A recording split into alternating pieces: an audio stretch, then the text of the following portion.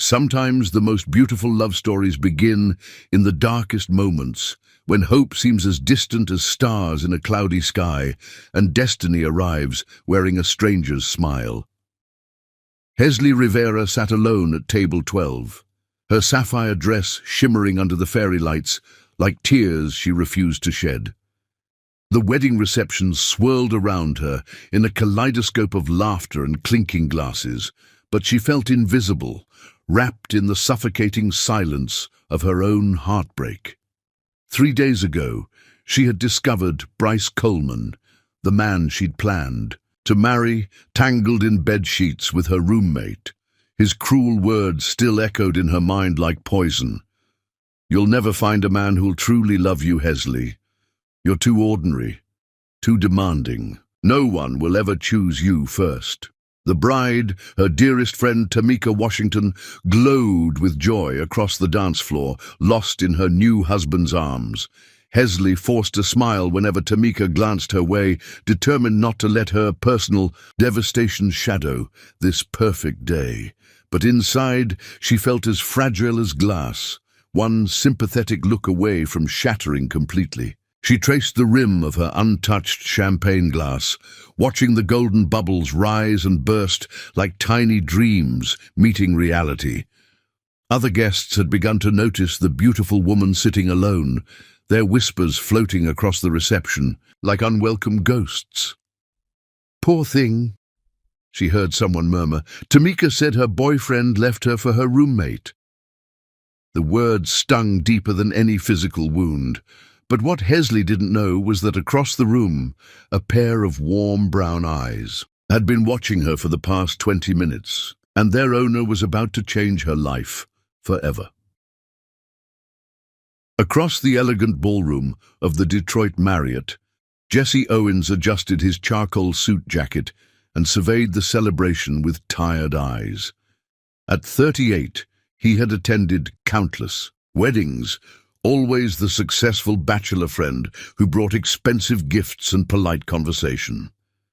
Tonight, however, felt different. His business partner, Camden Hayes, had dragged him here after months of hermit-like behavior following his explosive breakup with Peyton Mills. "You need to remember how to be around people again," Camden had insisted. Jesse's gaze swept across the room and stopped abruptly when it landed on her. The woman in sapphire sat with perfect posture, despite the sadness that seemed to emanate from her like heat from a flame. Her dark skin glowed luminous under the soft lighting, and her natural hair was swept into an elegant updo that revealed the graceful curve of her neck. But it wasn't her beauty that captivated him, it was the quiet dignity with which she bore her obvious pain. He watched as other guests glanced her way with pity, and something protective stirred in his chest, surprising him with its intensity. Jesse had built a multi-billion-dollar company by making calculated decisions, felt his feet moving toward her before his brain could analyze the impulse.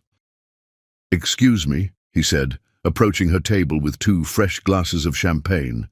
His voice was warm honey over gravel, distinctly masculine yet gentle. "I'm Jesse, and I'm about to ask you a huge favor." Hesley looked up, startled. Warm brown eyes met hers, and she felt her breath catch. The man standing before her was devastatingly handsome in an understated way. Tall and lean, with sandy brown hair that looked like he'd run his fingers through it, strong jawline softened by kind eyes, and an easy smile that seemed genuinely concerned rather than predatory. "I know this sounds crazy," Jesse continued, settling into the chair beside her without invitation. "But my ex-fiancé just walked in with my former business partner who tried to steal my company 2 years ago. They're headed this way, and honestly, I could use someone to help me save face." He leaned closer, his cologne a subtle blend of cedar and something uniquely him. "Would you mind acting like you're mine tonight? Just until they move along."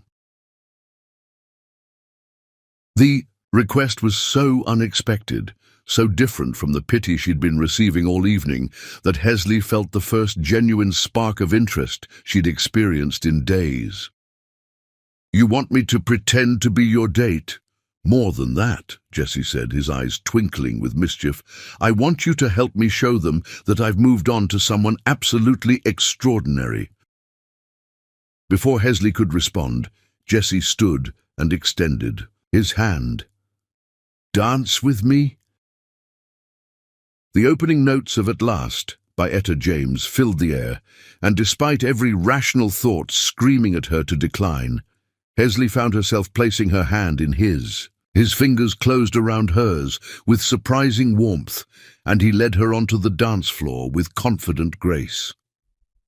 Jesse's hand settled at the small of her back, sending unexpected shivers through her body. He moved with natural rhythm, guiding her effortlessly around the floor as if they'd been dancing together for years. "So, what's your story?"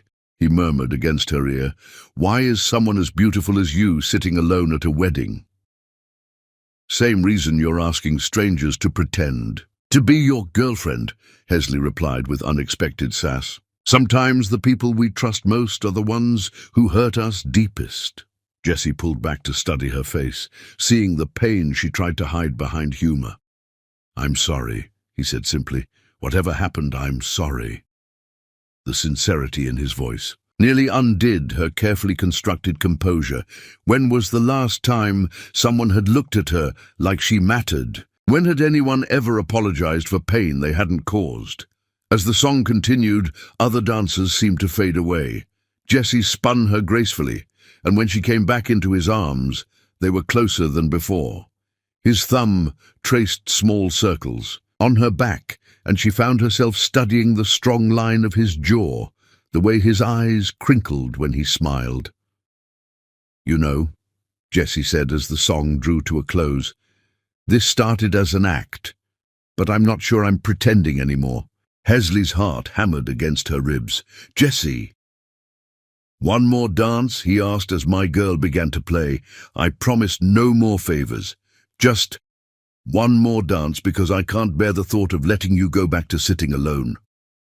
As Jessie twirled her under the twinkling lights, Hesley felt something she hadn't experienced in years, the intoxicating possibility that maybe, just maybe, she was worth choosing after all. But could she trust this feeling, or was she simply falling for another beautiful lie? Chapter 2.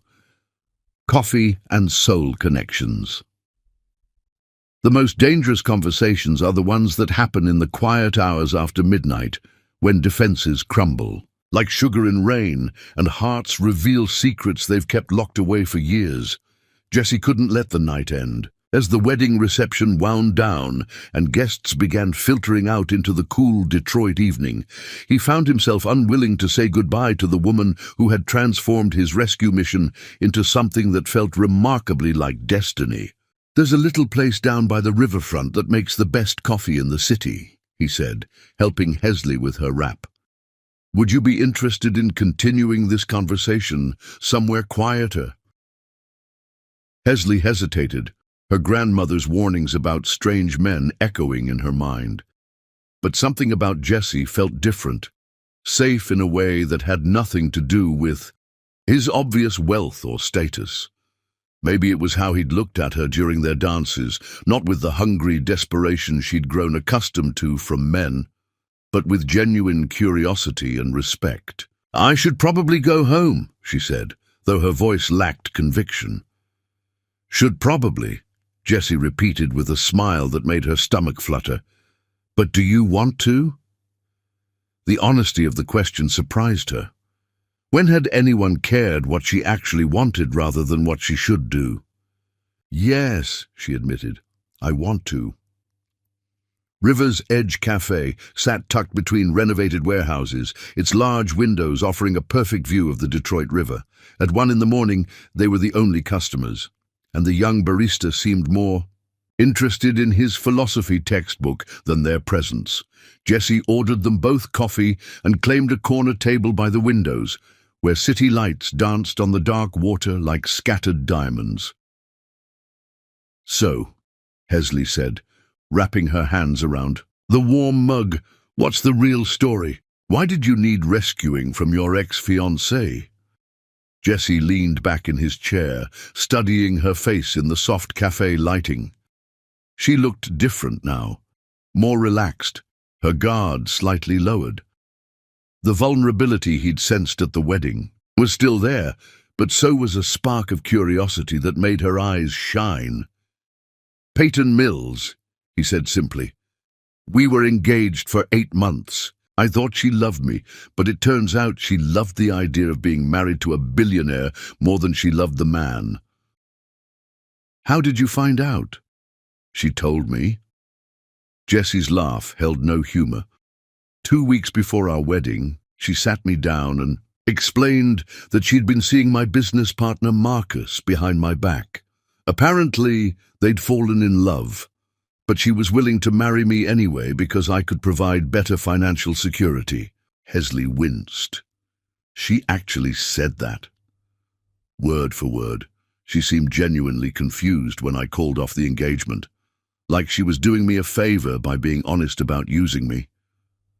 Jessie shook his head. The kicker was, she kept the ring and sold it, used the money for her honeymoon with Marcus. "I'm sorry," Hesley said softly. "That's incredibly cruel." "What about you?" Jessie asked, deflecting attention from his pain. "What's the story with the man who was foolish enough to let you go?" Hesley stared into her coffee cup as if it held answers to questions she'd stopped asking. "Bryce Coleman. We dated for 2 years, lived together for 6 months. I thought we were building something real together." She took a shaky breath. 3 days ago, I came home early from school. I teach 2nd grade and found him in bed with my roommate Chelsea. Jessie felt his jaw clench with protective anger. "What did you say to him?" "Nothing at first. I was so shocked I just stood there like an idiot. But then he jumped up and started explaining how it wasn't what it looked like, how Chelsea had seduced him, how sorry he was." Hesley's voice grew stronger, tinged with anger. "So I packed my things and left. That's when he showed his true colors." "What did he say?" "That I was fooling myself if I thought any man would ever really choose me, that I was too ordinary, too demanding, too—" She struggled with the words. "Too much work for what I had to offer." Jessie felt something dangerous rise in his chest. "He said that to you?" "Among other things." Hesley managed a bitter smile. "Apparently I was holding him back from finding someone more exciting, more adventurous, someone who didn't expect commitment and faithfulness." "Hesley." Jessie reached across the table and covered her hand with his. "That man is an idiot."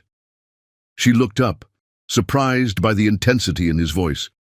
"You don't know me. I know enough.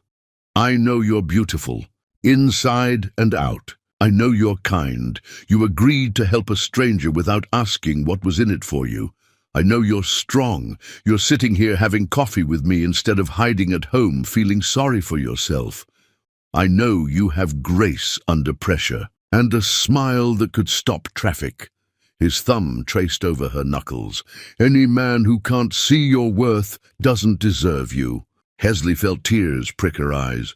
When was the last time someone had spoken to her like this? "You're just being nice." "I'm being honest. There's a difference." They talked until dawn painted the sky soft pink over the Detroit skyline.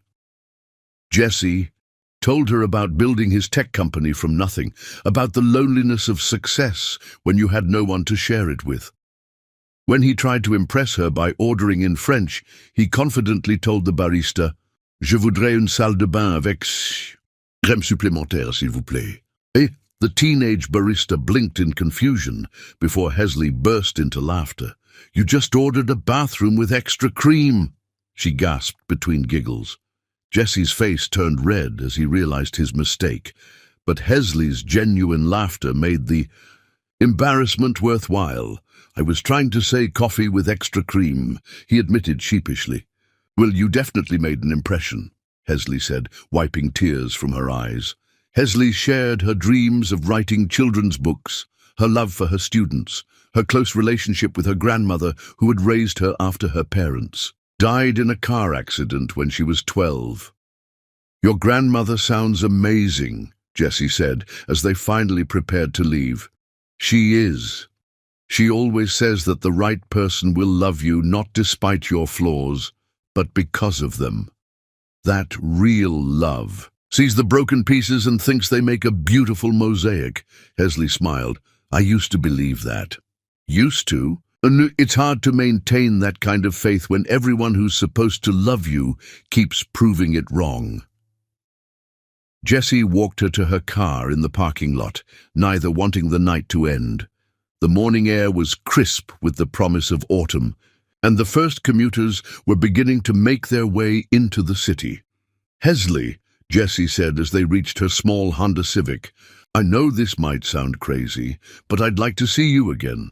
Not for pretense, not for any favor, just because I haven't felt this connected to someone in, well, ever.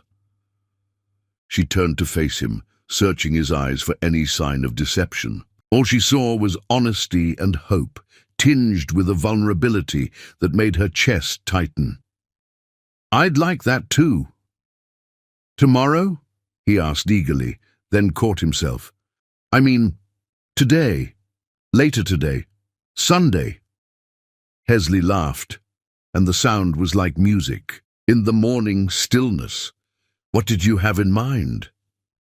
Jessie grinned, and she noticed for the first time how boyish he looked when he was truly happy. Leave that to me, I'll pick you up at 10. As Hesley drove home through the quiet Detroit streets, she couldn't stop smiling. For the first time in days, she felt something other than heartbreak filling her chest. It was dangerous, this feeling, of hope, but as the sun rose higher in the sky, she decided that maybe dangerous was exactly what she needed. But neither of them noticed the black sedan that had been following them since they left the cafe, or the woman inside taking photos through tinted windows. Chapter 3. Sunday Morning Magic and First Passionate Kiss. There are mornings that arrive like gentle whispers, carrying the promise of magic in their soft light. And Sunday mornings, spent with the right person, can heal wounds you didn't even know were bleeding. Jessie stood outside Hesley's apartment building at exactly 10 o'clock, his arms full of fresh flowers and a bag of groceries, his heart hammering like a teenager on his first date. He'd barely slept after leaving her, his mind replaying every word of their conversation, every laugh, every moment their eyes had met across that small cafe table. He'd built a multi-billion-dollar company, negotiated deals that would intimidate seasoned businessmen, but the prospect of spending a quiet Sunday morning with Hesley Rivera terrified and exhilarated him in equal measure. When she opened the door, Jessie felt his breath catch in his throat. Gone was the elegant wedding guest from the night before. Instead, Hesley wore a simple sundress in soft yellow that made her skin glow, her natural hair loose around her shoulders in beautiful coils. She was breathtaking in her casualness, real and warm and perfectly imperfect. You brought flowers, she said, surprised and pleased. Sunflowers, Jessie replied, suddenly feeling foolish. I know most people bring roses, but sunflowers always seem more honest to me. They follow the light instead of trying to be something they're not. Hesley felt her heart skip. How did he know exactly the right thing to say? They're beautiful. Come in. Her apartment was small but cozy, filled with books and plants and photographs of students and family. Jessie noticed immediately how it felt like a home rather than just a place to live. Sunshine streamed through large windows, highlighting the warm colors she'd chosen for her decor. Something smells incredible, Jessie said, inhaling the aroma of cinnamon and vanilla. That would be my grandmother. Hesley said with a grin. "She's been cooking since 6 this morning. I hope you're hungry." Jessie followed her into the kitchen, where a small, elegant woman with silver hair and knowing eyes was flipping pancakes at the stove. Zora Rivera turned to study him with the intense scrutiny that only grandmothers could manage. And Jessie, who felt himself being measured against some internal standard he hoped desperately to meet. "So you're the young man who rescued my granddaughter from sitting alone at that wedding," Zora said, her voice carrying the slight accent of someone who had learned English as a second language, but spoke it with precision and grace. "Actually," Jessie said carefully, "I think she rescued me." Zora smiled, and Jessie felt some of the tension leave his shoulders. "Good answer. You want to help with breakfast, or are you one of those men who thinks cooking is women's work?" "I'd love to help," Jessie replied honestly, "though I should warn you, my culinary skills are pretty limited." "Everyone can learn," Zora said, handing him a mixing bowl and ingredients. "Hesley, show him how to make the pancake batter properly." For the next hour, Jessie found himself inducted into the Rivera family breakfast tradition. Hesley stood close, beside him, guiding his hands as he mixed the batter, her shoulder brushing against his arm as she reached for ingredients. The simple intimacy of cooking together felt more romantic than any expensive restaurant dinner he'd ever experienced. "Not too much," Hesley warned as he added vanilla extract. Her hand covered his on the measuring spoon, and Jessie felt electricity shoot through him at the contact. "Just a little." "Like this?" he asked, acutely aware of how close she was, how her perfume mixed with the scent of cinnamon to create something intoxicating. "Perfect," she whispered, and when she looked up at him, Jessie felt the world narrow to just the two of them. They were interrupted by Zora, clearing her throat pointedly. "The griddle's ready," she announced with barely concealed amusement. As they cooked together, Jessie listened to Hesley and her grandmother's easy banter, learning pieces of their history through casual conversation. He discovered that Zora had immigrated from Cuba as a young woman, that she'd raised Hesley after her parents' death with a combination of fierce love and practical wisdom. He learned that Sunday morning pancakes were a tradition that had started when Hesley was 12 and grieving, a way for her grandmother to make their new life together feel like home. "You know," Zora said to Jessie as they sat down to eat, "Hesley's mother used to say that you could tell everything about a man by how he treated breakfast, whether he rushed through it to get to something more important, or whether he understood that sharing food is sharing love." Jessie looked across the table at Hesley, who was trying not to smile. "And what's the verdict?" "You pass," Zora said simply. "You helped cook. You set the table without being asked, and you're eating like you appreciate it instead of just being polite." "That's because it's the best breakfast I've had in years," Jessie replied truthfully.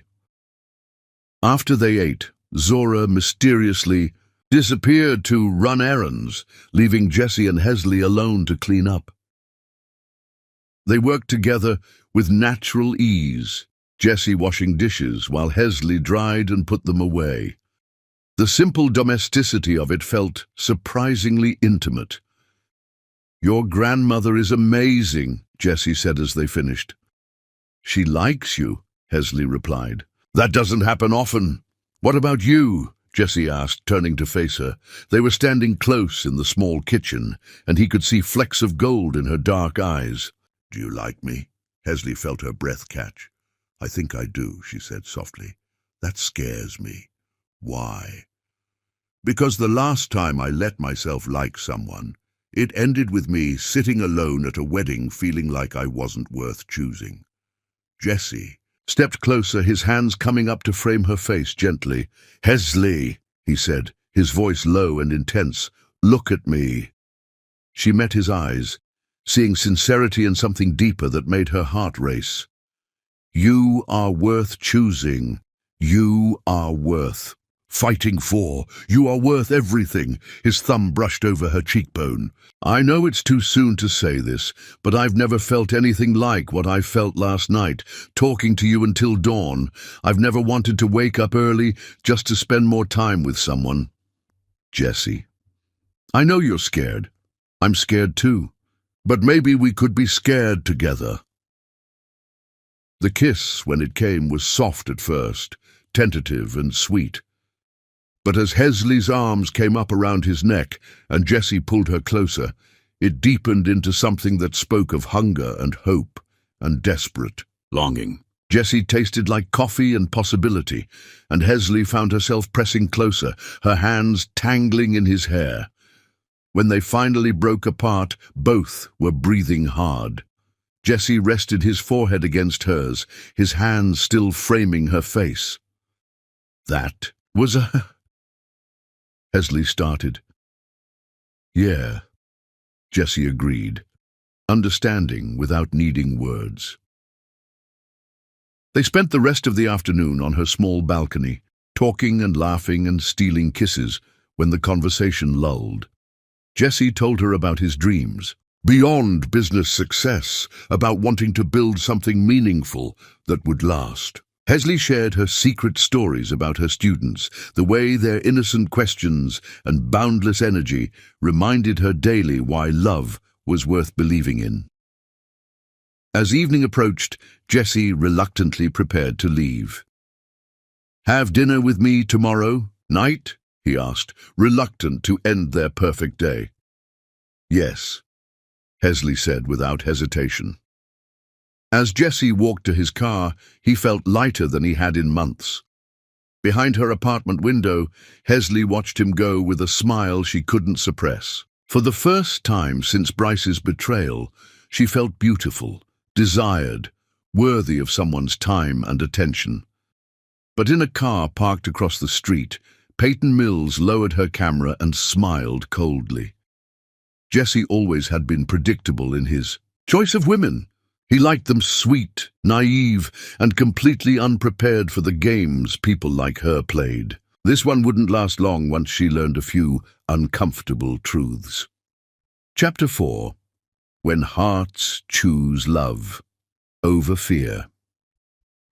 Some battles for love are fought with grand gestures and passionate declarations, while others are won in quiet moments when two people choose to trust despite every reason they have to run. Monday evening brought the kind of late September thunderstorm that made Detroit feel dramatic and romantic. Jesse had arrived at Hesley's school just as she was locking up her classroom, his hair damp from running through the rain, his smile bright enough to rival the lightning illuminating the sky. He'd brought takeout from her favorite Caribbean restaurant and insisted they eat it on her apartment balcony despite the weather, both of them laughing as they tried to keep the food dry while rain misted around them. Now, 2 hours later, they sat curled together on her couch, sharing stories and comfortable silence while the storm continued its symphony outside. Jesse traced lazy patterns on Hesley's arm, marveling at how natural this felt, how perfectly she fit against his side. Jesse, Hesley said suddenly, her voice carrying a note of uncertainty that made him look down at her. There's something I need to ask you. Anything. What do you do? I mean, I know you said you have a tech company, but she gestured vaguely. You drive a BMW, you wear clothes that probably cost more than my monthly rent, and you talk about flying to California for meetings like other people talk about driving to the grocery store. Jesse felt his stomach tighten. He'd known this conversation would come, but he'd hoped for more time before having to explain the magnitude of his wealth. So many relationships had ended the moment women discovered his net worth. Either they became gold diggers like Peyton, or they became intimidated and pulled away.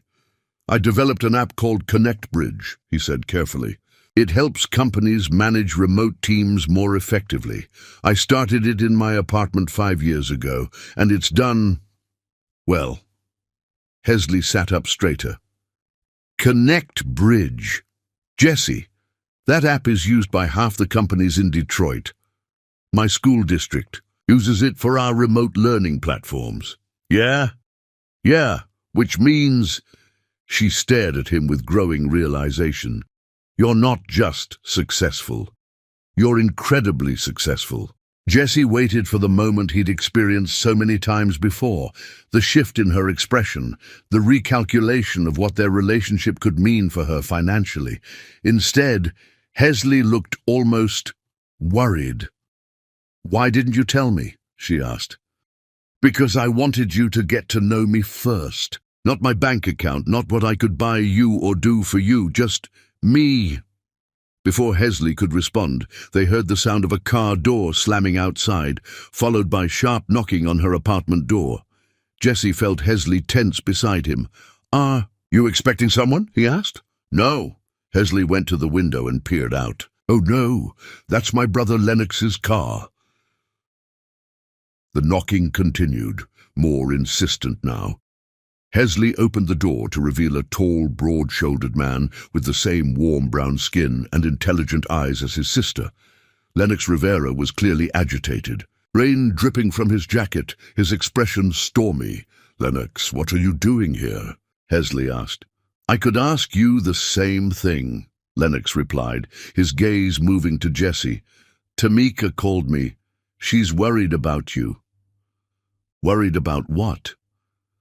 "About the fact that you disappeared from her wedding with some stranger, and now, apparently, you're dating him?" Lennox stepped into the apartment without invitation, clearly in protective big brother mode. "Hesley, you just got out of a terrible relationship. Don't you think you're rebounding a little fast?" Jesse stood, recognizing the need to diffuse the situation. "You must be Lennox. I'm Jesse Owens." Lennox ignored the offered handshake. "I know who you are. I looked you up after Tamika told me what happened at the wedding." "Lennox," Hesley protested, "you investigated him." "Of course I did. My little sister disappears with a man worth $2 billion. You're damn right I investigated him." Jesse felt Hesley's sharp intake of breath beside him. $2 billion. She whispered. "Give or take," Lennox continued, his eyes never leaving Jesse, CEO of Connect Bridge Technologies, recently single after a very public breakup with socialite Peyton Mills, and now apparently he's interested in an elementary school teacher from East Detroit. The room fell silent, except for the continued drumming of rain against the windows. Jesse could feel Hesley withdrawing emotionally, even though she hadn't moved physically. "Hesley," Jesse said softly, "let me explain." "Explain what?" Lennox interjected. "Explain why you didn't tell my sister that you're one of the richest men in Michigan. Explain what you want with her?" I want to get to know her," Jesse replied, his voice steady despite the anger building in his chest. "I want to spend time with her because she's intelligent and kind and beautiful, and when I'm with her I feel like the best version of myself." "Right," Lennox scoffed, "and it has nothing to do with the fact that she's beautiful and naive and exactly the kind of woman rich men collect as trophies." Jesse felt his temper snap. "Don't you dare reduce your sister to a trophy. She's worth 100 of me, and if you can't see that, then you don't deserve to call yourself her brother." "Jesse," Hesley said quietly. "Please." But Jesse wasn't finished. "You want to know what I want with Hesley. I want to wake up every morning thinking about making her smile. I want to hear about her students and their small victories. I want to meet her grandmother properly and earn her approval. I want to build something real with the most genuine person I've ever met." The passion in his voice seemed to surprise both Rivera siblings. Lennox crossed his arms, still skeptical but no longer openly hostile. "And what happens when you get bored?" Lennox asked. "When the novelty wears off and you remember that you can have any woman you want?" Jesse looked directly at Hesley as he answered, Then I'll be an idiot who lost the best thing that ever happened to him. But that's not going to happen, because I've already had women who wanted my money and my status. None of them made me feel like Hesley does. How do I feel? Hesley asked softly. Jesse turned to face her fully, his eyes intense with sincerity. Like home, like the person I've been looking for my entire life without knowing it. Like maybe. All the loneliness was worth it because it led me to you. Hesley felt tears prick her eyes. In the background, Lennox shifted uncomfortably, his protective stance softening as he witnessed the raw emotion between them. "Look," Lennox said finally, his voice gentler. "I just don't want to see you get hurt again. Bryce was bad enough, but the difference in your worlds. Don't you think that's my choice to make?" Hesley asked, finding her voice. Before anyone could answer, there was another knock at the door. This time, when Hesley opened it, she found a small, elegantly dressed woman with perfectly coiffed blonde hair and cold blue eyes standing in the hallway, shaking rain from her expensive umbrella. "Mrs. Owens," Hesley guessed, immediately recognizing the family resemblance in the sharp cheekbones and calculating gaze. Kinsley Owens stepped into the apartment, her gaze sweeping over the modest furnishings with barely concealed disdain. "Miss Rivera, I presume. I'm Jesse's mother, and we need to talk." Jesse appeared at Hesley's side, his jaw tight with tension. "Mother, what are you doing here?" "Cleaning up your mess, as usual." Kinsley's voice was crisp, businesslike, each word precisely enunciated like a weapon. "Jesse, darling, I know you're going through a difficult time after the Peyton situation, but this rebound has gone far enough." "This isn't a rebound," Jesse said firmly. "Of course it is. You're 38 years old and you're too intelligent to throw away your future on some passing infatuation with a woman who's completely unsuitable for your position in society." Hesley felt heat rise in her cheeks. Unsuitable. Kinsley turned to her with the smile of a shark, all teeth and no warmth. "My dear, I'm sure you're a lovely person in your own way, but surely you can see that this relationship has no future. Jesse needs someone who can move in his social circles, someone who understands the demands of his lifestyle, someone who can be an asset to his business, not a liability." "Someone like Peyton?" Hesley asked with deceptive sweetness. "At least Peyton understood what was expected of her." "You mean she understood how to use people for money?" Jesse's voice was dangerous now, low and controlled. "Mother, that's enough." "Jesse, be practical. What do you have in common with this woman? What could she possibly offer you that hundreds of more appropriate women couldn't?" Kinsley's voice carried the kind of cold certainty that came from years of social manipulation. Jesse looked at his mother with something approaching pity. "She offers me love, Mother. Genuine, honest love that has nothing to do with what I can buy her or where I can take her. She offers me a chance to be a better man than the one you raised me to be." Earlier that evening, Jesse had attempted to win Kinsley's approval by learning to make Hesley's favorite empanadas from a YouTube tutorial. He'd spent 2 hours in Hesley's kitchen, flour everywhere, trying to fold the dough properly, while Hesley offered gentle guidance. "Maybe a little less filling," she'd suggested diplomatically, as Jesse overstuffed another one. When he proudly put them in the oven, he'd set the temperature too high in his eagerness to impress his mother quickly. The smoke alarm shrieked through the apartment building, and Jesse frantically waved a dish towel while Hesley opened windows. "Well," she'd laughed as they stared at the charred remains, "your mother will definitely remember this dinner." The memory of their shared laughter felt precious now, in the face of his mother's cold disapproval. "And what about children?" Kinsley continued relentlessly. "Have you thought about the future? About what your children will look like? About how they'll fit into our world?" The implication hung in the air like poison. Hesley felt her chest tighten with a familiar pain.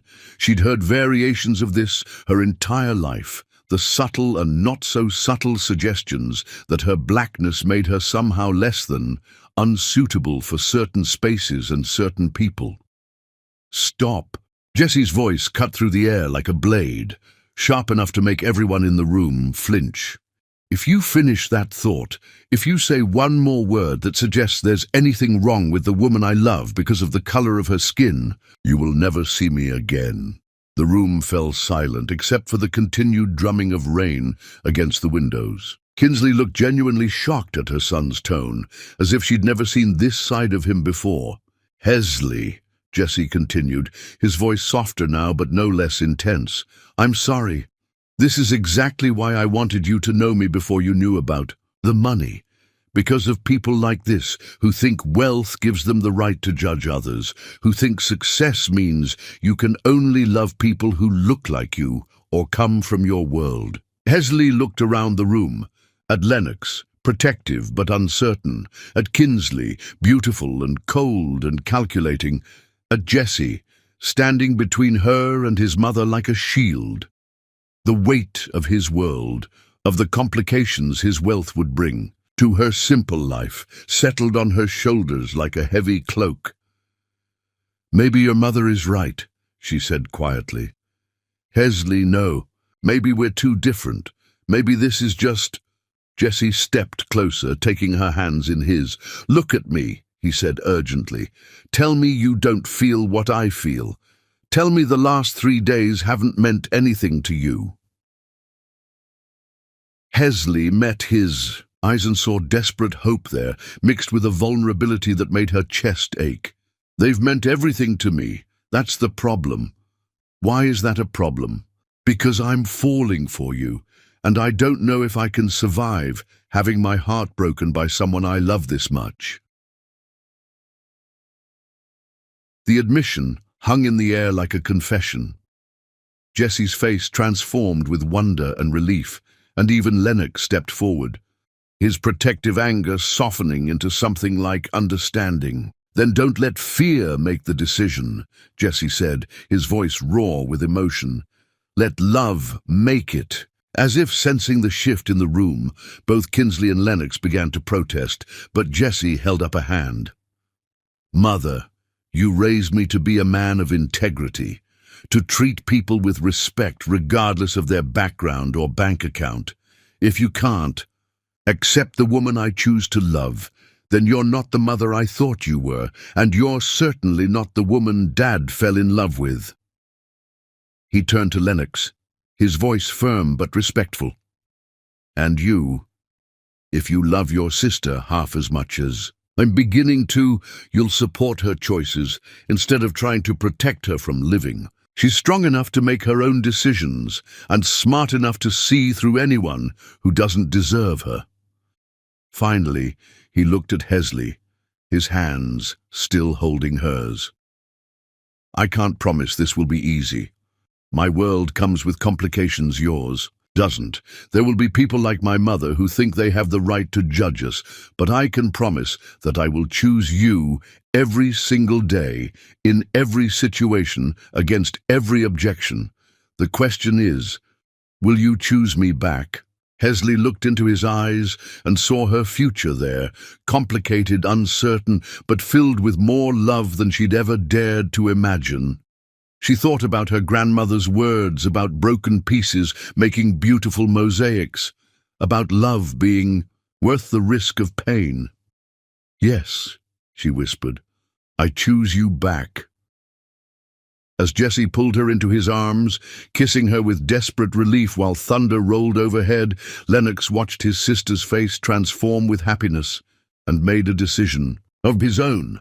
And neither of them noticed Kinsley slip quietly from the apartment, her face a mask of cold fury. She had phone calls to make, information to gather, and an unsuitable relationship to end, one way or another. Chapter 5. The Garden of Secrets and Dreams. Love grows most beautifully in secret places, tended by gentle hands and watered with whispered confessions that bloom like flowers in the darkness. The following Saturday evening, Jesse stood outside Hesley's apartment building with nervous energy coursing through his veins and a mysterious smile playing at his lips. He'd been planning this surprise all week, working with contractors and landscapers during every free moment to create something special, something that would show Hesley how serious he was about building a future with her. When she opened the door, Jesse's breath caught as it did every time he saw her.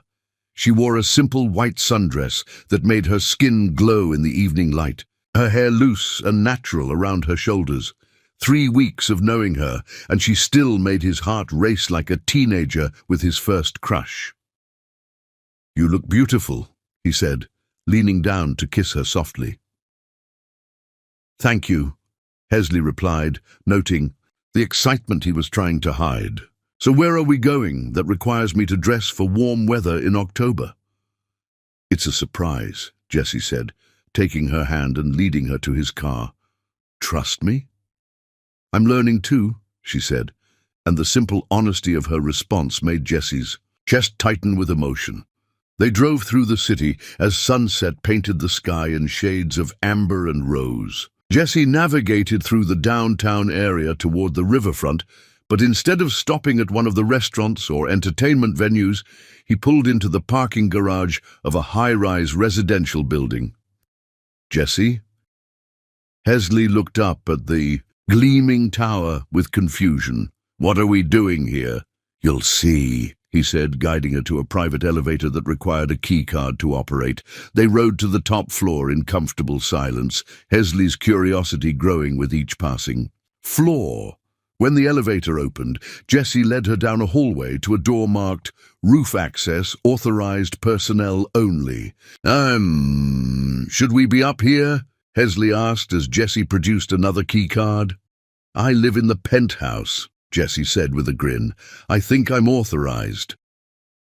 The door opened onto the most magical space Hesley had ever seen. What had once been an empty rooftop had been transformed into an enchanted garden. Strings of warm white lights created a canopy overhead like captured stars. Flower beds filled with roses, jasmine, and herbs created intimate pathways leading to a central seating area. The Detroit skyline stretched out in every direction, but the garden felt private and secret, like a world apart from the city below. "Jesse," Hesley breathed, turning in a slow circle to take it all in.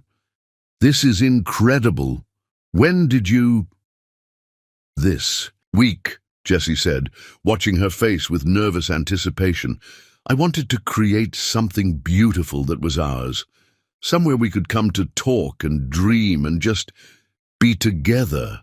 Hesley noticed the flower beds weren't fully planted yet. Several areas had been prepared, but left empty, waiting. "Why isn't it finished?" Jesse's smile turned tender. "Because I wanted us to finish it together. I hoped we could plant the rest of it side by side, choose what grows here together." The thoughtfulness of the gesture overwhelmed her. This wasn't just a romantic surprise. It was a metaphor, an invitation to build something beautiful together from the ground up. "Show me," she said softly. For the next hour they worked side by side in the soft earth, planting lavender and rosemary, white roses and climbing jasmine. Jesse had thought of everything: gardening gloves, tools, a small watering can. As they planted, they talked about their dreams and fears, their voices mixing with the gentle sounds of the city below. "I used to help my grandmother in her garden," Hesley said as she carefully positioned a rose bush. "After my parents died, it was one of the ways we bonded. She said gardens teach you about hope. You plant something small and trust it will grow into something beautiful." Jesse paused in his planting of herbs to watch her. "What else did she teach you?" "That love is like gardening too. It requires patience, attention, and faith that even when things look dead in winter, spring always comes." Hesley looked up at him, her hands dirty with soil. "But it also requires the right conditions to grow." And what are the right conditions? Trust, honesty, the willingness to tend to each other even when it's hard work. Jesse set down his tools and moved closer to her. Hesley, there's something I need to tell you, something about why I wanted to create this place with you. Her heart skipped with anxiety. What is it? Jesse took her hands, not caring about the dirt. I've never felt about anyone the way I feel about you. It scares me because it's so intense, so fast, but it also feels like the most real thing in my life. Jesse. Let me finish, he said gently. I know we've only known each other a few weeks. I know my world comes with complications that yours doesn't. But I also know that every morning I wake up thinking about you, and every night I fall asleep grateful that you exist. Hesley felt tears prick her eyes. I feel the same way. That's what scares me. Why? Because I've never felt this much for someone before. With Bryce, I loved him, but it was comfortable, safe. This feels like standing on the edge of a cliff. Jesse cupped her face with his dirty hands, leaving smudges of earth on her cheeks. Then let's jump together. When he kissed her this time, it was different from their previous kisses. This one spoke of promises and commitment, of a man who had made up his mind completely. Hesley kissed him back with equal intensity, her arms coming up around his neck as she pressed closer to him. They moved from the flower beds to the comfortable seating area Jesse had created, a collection of outdoor furniture arranged to take advantage of the view. As the city lights began to twinkle below them, they settled together on the outdoor couch, Hesley curled against Jesse's side. Tell me about your family, Jesse said, his fingers tracing patterns on her arm. Besides your grandmother and Lennox. There's not much family left, Hesley said. My parents were everything to each other, high school sweethearts who built this beautiful life together. When they died, it felt like the universe had made some cosmic mistake. Two people who loved each other that much weren't supposed to be taken away so young. How old were you? 12. Old enough to understand that they were gone, but young enough to still believe that if I was good enough, maybe they'd come back. Hesley's voice grew soft. My grandmother always said they're still together somewhere, still loving each other. I used to think that was beautiful. Now I wonder if it's worth it, loving someone so much that losing them destroys you. Jesse tightened his arms around her. Is that why you're scared of us? Partly. My parents' love was epic, but it was also fragile. One car accident and it was over. Everything they'd built together finished. But they had 12 years together, Jesse said quietly. 12 years of the kind of love most people never find. Don't you think that was worth it? Hesley looked up at him, studying his face in the soft light. Do you? I'm starting to think it might be. Before I met you, I thought love was a business transaction. You give something, you get something in return. But this, what I feel, for you, it's not transactional, it just is. They talked until well past midnight, sharing stories and dreams under the canopy of lights. Jesse told her about his father, who had died when Jesse was 25, and how the loss had driven him to work harder, achieve more, always trying to make his father proud posthumously. Hesley shared her dream of opening a school for underprivileged children, a place where kids could learn and grow in an environment of unconditional love and support. We could do that together, Jesse said suddenly. What? Your school. We could make it happen. I have the resources, you have the vision and the heart for it. Hesley sat up straighter. Jesse, I can't let you just buy me my dreams. It wouldn't be me buying you anything. It would be us building something together, something that matters. The offer was tempting, but Hesley felt overwhelmed by the implications.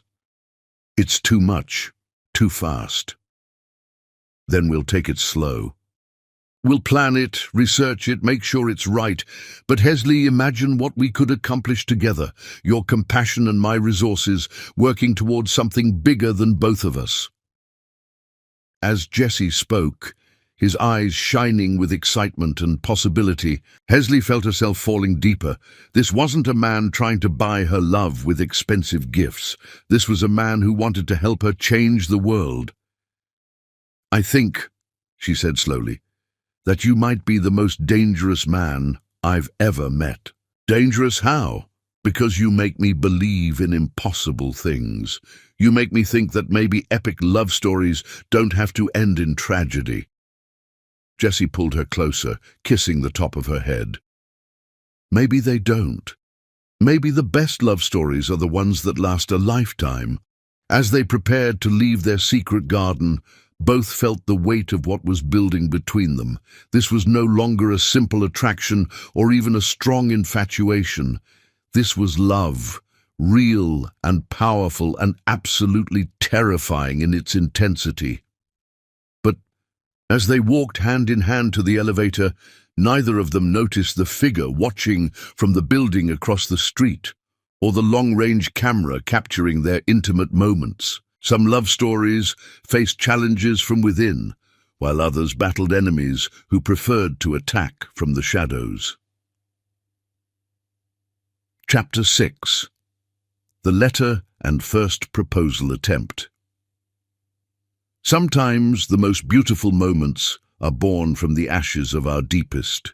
Pain and love letters written by the dead can guide the living toward their greatest happiness. November arrived in Detroit with the kind of crisp clarity that made the city feel reborn. Jesse had been practically floating for the past month, his business meetings punctuated by text messages from Hesley, his evenings spent in her apartment or their rooftop garden, learning the intricate rhythms of loving someone completely. He'd never experienced anything like the peace that settled over him when she laughed at his jokes, the way his chest expanded with pride when she talked about her students, the absolute rightness of waking up next to her on the morning she stayed over. Tonight was different, though. Tonight was the night he'd been planning for 2 weeks, ever since the moment he'd realized that he couldn't imagine a future that didn't include Hesley Rivera as his wife. The ring burned like a secret in his jacket pocket as he made final adjustments to their rooftop garden. He'd added more lights, more flowers, and a small table set for 2 with champagne and her favorite dessert from the little bakery near her school. Every detail had been planned to perfection, from the playlist of songs that had meaning for them, to the specific spot where he planned to drop to one knee. At 7:30, exactly on time, Jesse heard the elevator opening. His heart hammered as Hesley stepped onto the rooftop, her face lighting up with delight at the romantic scene he'd created.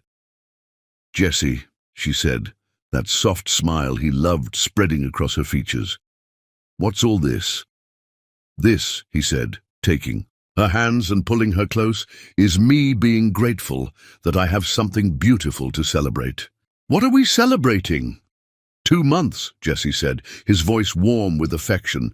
2 months since a beautiful woman agreed to pretend to be mine for one night and changed my life completely. Hesley felt her chest tighten with emotion. Had it really only been 2 months? It felt like she'd known Jesse for years, like he'd always been part of her life. "It feels like longer." "In the best way," Jesse agreed, leading her to the table he'd prepared.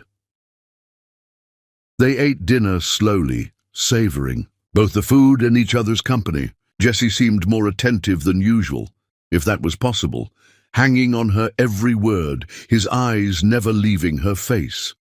There was an energy about him, an excitement he was trying to contain but couldn't quite hide. "You're planning something," Hesley said as they finished dessert. "Maybe," Jesse replied with that boyish grin she adored. "Jesse Owens, what are you up to?" Instead of answering, Jesse stood and walked to a small chest he'd placed near the flower. "Beds." From it, He withdrew an old wooden box, worn smooth by age and handling. "Before I tell you what I'm up to," he said, returning to sit beside her, "there's something I want to share with you. Something I found last week when I was going through my father's things." Hesley noticed the emotion in his voice when he mentioned his father. In all their conversations, Jessie had spoken of David Owens with reverence and lingering grief, but had never shared much detail about the man who had raised him. Jessie opened the box carefully, revealing letters tied with ribbon, old photographs, and various mementos. From the collection, he withdrew a single envelope, yellowed with age. "My father wrote this letter to me before he died," Jessie said, his voice thick with emotion. "I never knew it existed until last week. My mother had hidden it with his things, probably thinking it would be too painful for me to read." "Jessie, are you sure you want to share this with me?" "I've never been more sure of anything." He carefully unfolded the letter, the paper crackling slightly. "He wrote it when the doctors told him he only had a few weeks left." Jessie cleared his throat and began to read, his father's words carrying across the quiet rooftop. "My dear son, if you're reading this, then I've gone on to whatever comes next, and I hope I've left you prepared for the life ahead of you. I know I pushed you hard, maybe too hard sometimes, to achieve and succeed. But what I really wanted was for you to find what your mother and I found together, a love that makes you better than you ever thought you could be. Success in business means nothing if you come home to an empty house. Money means nothing if you have no one to share your dreams with. I made many mistakes in my life, Jessie, but loving your mother completely and without reservation was not one of them. Every day I chose her was a day I chose joy. Someday, if you're lucky, you'll meet a woman who changes the very air you breathe, who makes you understand that everything before her was just practice for the real thing. When that happens, and you'll know it when it does, don't let pride or fear or other people's opinions keep you from claiming that love. Be brave enough to love completely, son. It's the only thing that matters in the end." Jessie's voice broke slightly on the last words. He looked up to find Hesley watching him with tears streaming down her cheeks. "Hesley," he said, setting the letter aside and taking her hands, "I found that letter the same day I realized I wanted to marry you. The same day I knew that you were the woman my father was talking about, the one who changes the very air I breathe." Hesley's heart stopped. "Jessie." He slid from his chair onto one knee, withdrawing the ring box from his pocket with hands that trembled slightly. "Hesley Rivera, you have made me braver and kinder and more myself than I've ever been. You've shown me what it means to love someone not for what they can give you, but for who they are when no one else is watching." The ring was perfect. A simple solitaire that caught the light from their garden lights and sparkled like captured starlight. Not ostentatious or massive, but elegant and timeless and utterly right. "Will you marry me?" Jessie asked, his voice raw with hope and vulnerability. "Will you build a life with me, and dream with me, and love me even when I'm difficult and stubborn and completely impossible?" Hesley stared down at him. This beautiful man who had stormed into her life and turned everything upside down in the best possible way. Her heart was screaming yes, every fiber of her being singing with joy at the thought of being his wife. But as she opened her mouth to accept, a voice called out from the elevator area. "Well, isn't this romantic?" Both Jessie and Hesley turned to see Peyton Mills emerging from the elevator, her blonde hair perfect despite the November wind, her smile sharp as a blade. She wore a designer coat that probably cost more than Hesley made in 3 months, and she moved with the confidence of a woman accustomed to getting her way. "Peyton," Jessie said, his voice flat with shock and anger. He rose slowly from his kneeling position, instinctively moving to place himself between his ex-fiancée and the woman he loved. "Hello, darling," Peyton said, her voice saccharine sweet. "I hope I'm not interrupting anything important." "How did you get up here?" Jesse demanded. "This requires a key card." Peyton held up a card with a triumphant smile. "I still had mine from when we were engaged. You really should be more careful about changing your access codes." Hesley felt the moment deflating around them like a punctured balloon. The magic of Jesse's proposal, the beauty of his father's letter, the perfect romance of the evening, all of it tainted by the presence of this woman who represented everything toxic about Jesse's past. "What do you want, Peyton?" Jesse asked, his voice dangerously quiet. "To talk to you. Privately." Peyton's gaze flicked dismissively to Hesley. "Some things are better discussed without an audience. There's nothing you could possibly have to say to me that Hesley can't hear." Peyton's smile widened, and Hesley felt a chill of foreboding. "Are you sure about that, Jesse? Because what I have to tell you is going to change everything." She paused dramatically, clearly savoring the moment. "I'm pregnant, darling. With your baby." The words hit like a physical blow. Hesley felt the blood drain from her face as Jesse went completely still beside her. "That's impossible," Jesse said finally. "Is it? We were together until 3 months ago, Jesse. These things happen, even when people are careful." Peyton placed a perfectly manicured hand over her still, flat stomach. "I've been to the doctor. I have the test results if you'd like to see them." Hesley felt her world tilting sideways. 3 months ago. Right around the time she'd met Jesse. At the wedding, which meant, "I need to go," she said quietly, backing toward the elevator. "Hesley, wait," Jesse said desperately, reaching for her. "This doesn't change anything between us." "Doesn't it?" Hesley asked, her voice barely above. A whisper. "She's carrying your child, Jesse, your child.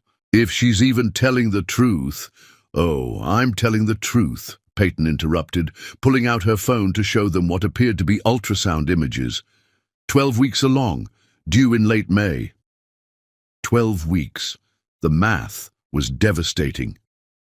Hesley looked at Jesse, seeing her own shock and horror reflected in his eyes. "Congratulations," Hesley said, her voice hollow. She turned and walked toward the elevator with as much dignity as she could muster. "Hesley, please," Jesse called after her. "Don't leave. We can figure this out together." But Hesley was already stepping into the elevator. Her vision blurred with tears she refused to let fall until she was alone. The last thing she saw before the doors closed was Jesse standing in their beautiful garden, the ring box still clutched in his hand, looking like a man whose world had just collapsed around him. As the elevator descended, carrying her away from the most beautiful moment of her life and toward what felt like the end of everything, Hesley couldn't help but think that maybe Bryce had been right after all. Maybe she really was the kind of woman who would never be chosen first, who would always come second to someone else's claim. But high above her, in a garden filled with flowers they had planted together, Jesse was making a very different calculation, one that involved private investigators, DNA tests, and the growing certainty that Peyton Mills was playing a very dangerous game with the wrong man's heart. Chapter 7. Truth in the Rain. Truth has a way of surfacing like flowers after winter snow, and sometimes the most beautiful reconciliations happen when two hearts refuse to let lies win over love. For 3 days, Jesse felt like he was drowning.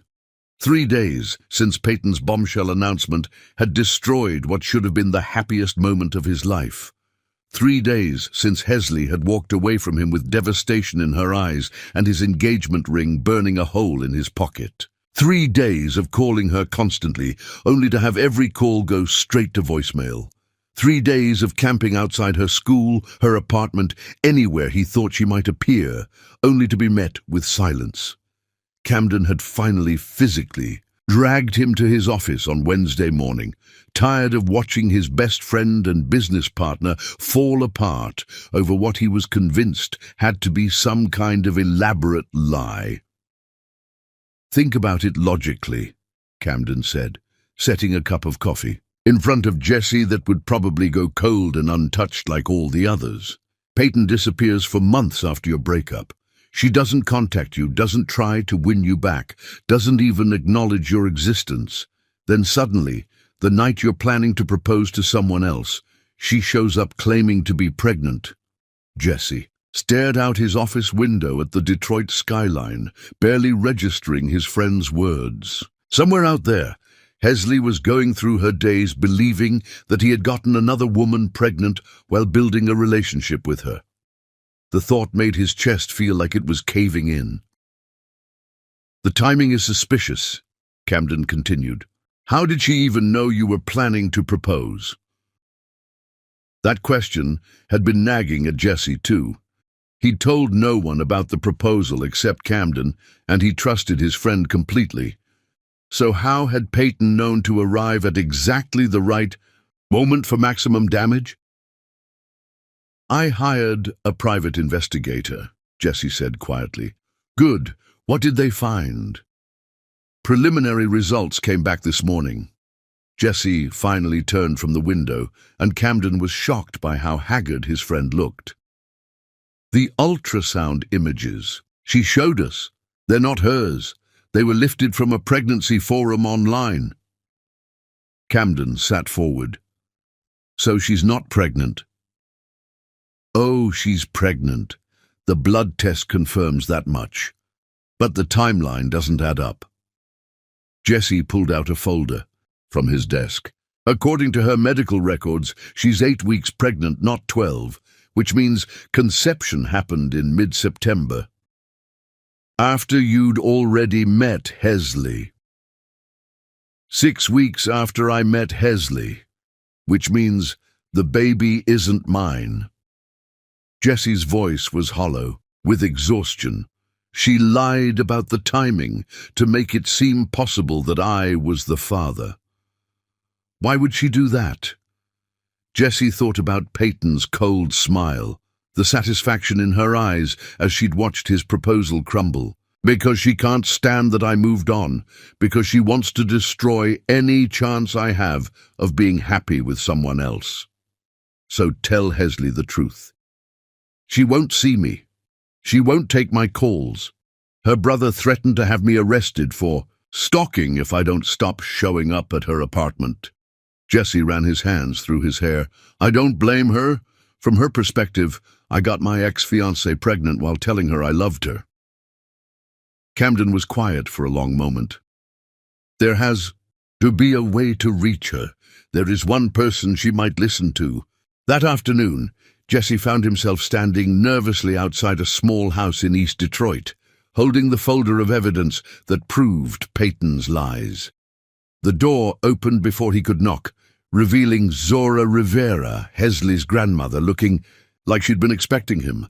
"Mrs. Rivera," Jesse said, "thank you for agreeing to see me." "Come in, young man," Zora said, her voice neither hostile nor welcoming. "We have things to discuss." Zora's living room was warm and comfortable, filled with photographs of Hesley at various ages, and the scent of something delicious cooking in the kitchen. Jesse sat carefully on the edge of the couch, acutely aware that he was being evaluated by someone whose opinion could change everything. "My granddaughter is heartbroken," Zora said without preamble. "She hasn't eaten more than a few bites since Sunday night. She goes through the motions at school, comes home, and cries herself to sleep." Each word was like a knife to Jesse's chest. "Mrs. Rivera, I know how this looks, but—" "Let me finish," Zora interrupted. "Hesley told me what happened. She also told me she loves you more than she's ever loved anyone, which is why this is destroying her." Jesse felt tears prick his eyes.